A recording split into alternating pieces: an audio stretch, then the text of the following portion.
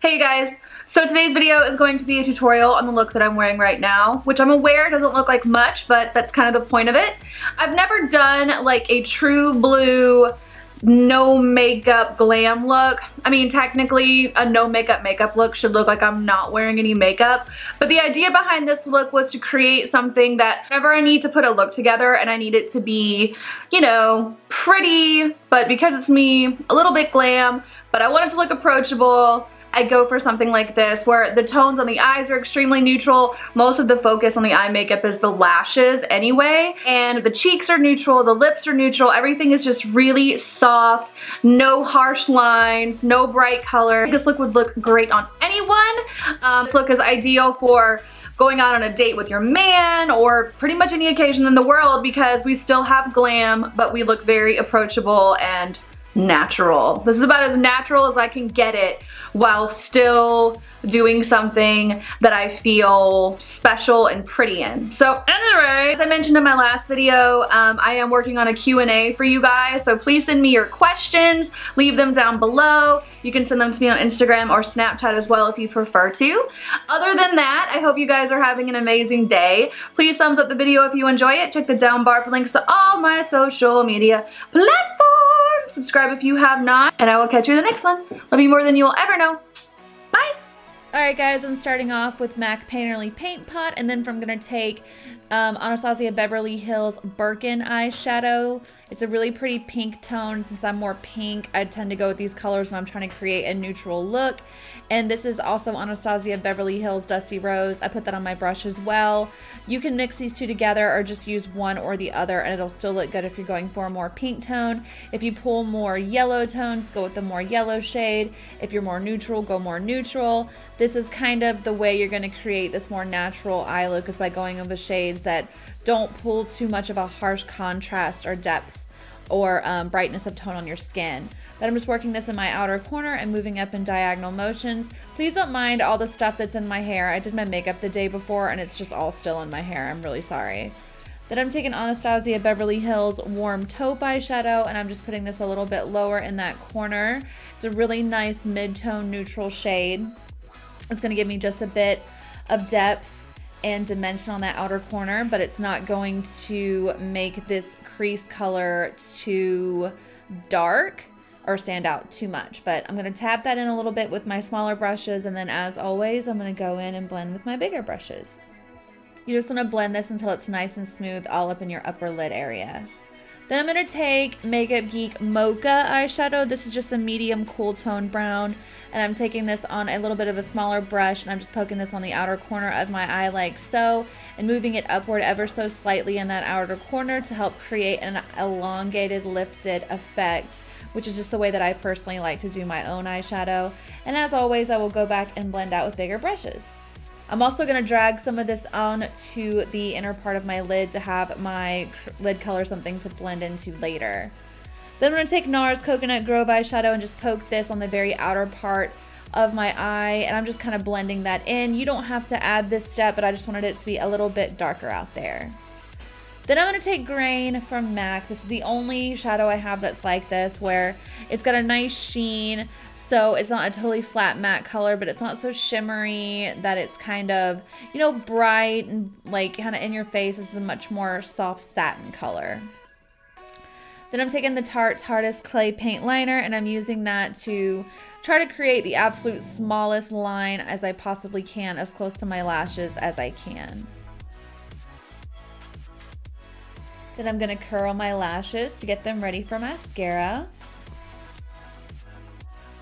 And for mascara, I'm going in with my Tarte ManEater mascara. Sorry my tube is so gross and gnarly. It's almost time to re-up and get a new one. But I'm just trying to apply a nice coat of mascara to keep them lifted and curled. Just going to help my false lashes sit nicer on top of them.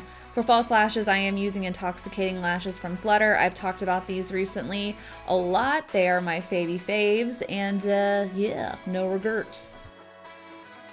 For primer, I'm taking the Urban Decay Optical Illusion Complexion Primer. This is a smoothing primer that I actually don't mind using all over my skin. I like it. It's hydrating. It does a really good job of smoothing the appearance of my skin overall. And for foundation, I'm taking the La Mer Soft Fluid Longwear Foundation. This is a ridiculously expensive foundation that I am ridiculously in love with. It's the most amazing color match I've ever come across for my skin, which is half the reason I enjoy it so much. But the formula, there's stuff all in my hair. I'm gonna delete this video. It's not going up. There's too much stuff in my hair. I'm just kidding. It's a beautiful foundation anyway. I love it.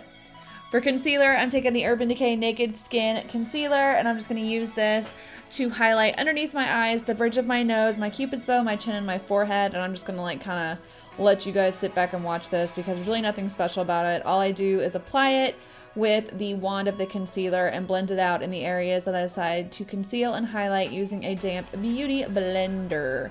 I do have an updated contour and highlight routine coming for you guys soon, so stay tuned. To set my under eye concealer, I'm taking the OG Anastasia Beverly Hills Contour Kit, and I'm going to mix a little bit of the more neutral pink shade and a little bit of the yellow shade.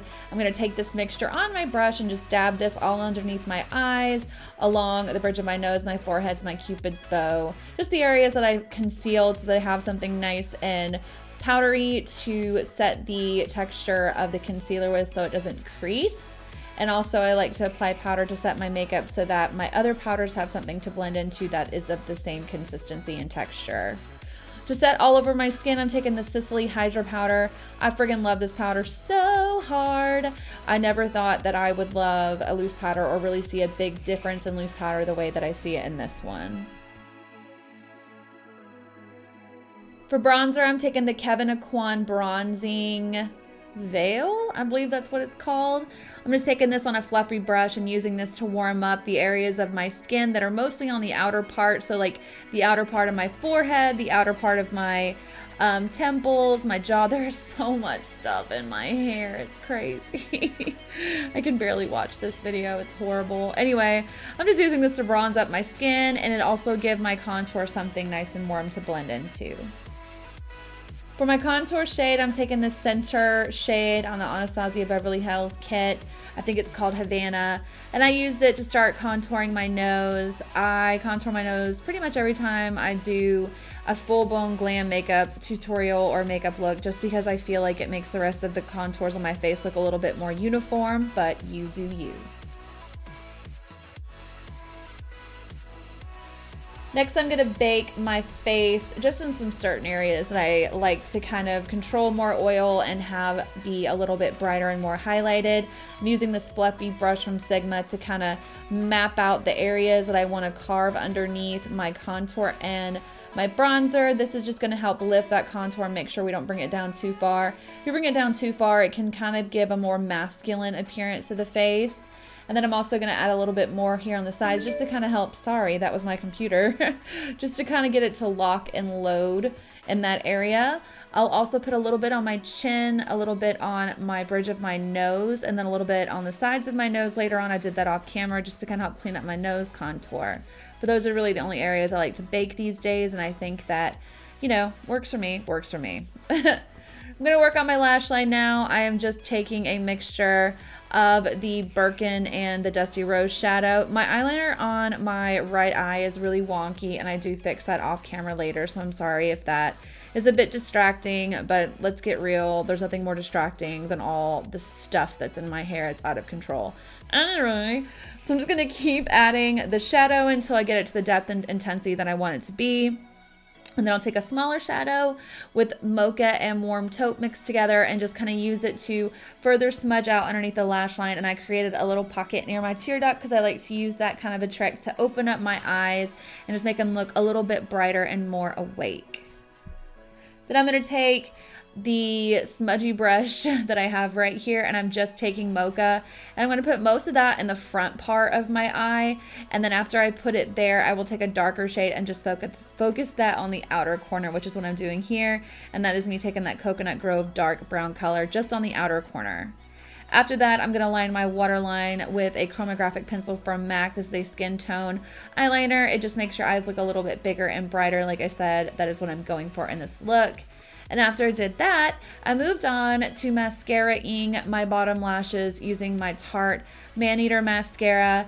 I also off camera ended up putting a few individual lashes on my lash line just to kind of give a more voluminous and dramatic and lashy effect, but I'll talk to you guys about that later in a lash video.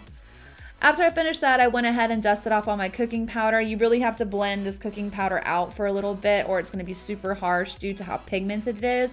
But I do really like this powder overall to use the baking powder, not so much all over the face. Speaking all over the face, I'm taking the Laura Geller, I think this is called the Photo Finish powder. I'll leave it down below. It's a gorgeous, gorgeous soft focus powder. You can't use a lot of it. If you do, it can get really frosty and gross. But if you're really, really sparing with it, it's gorgeous.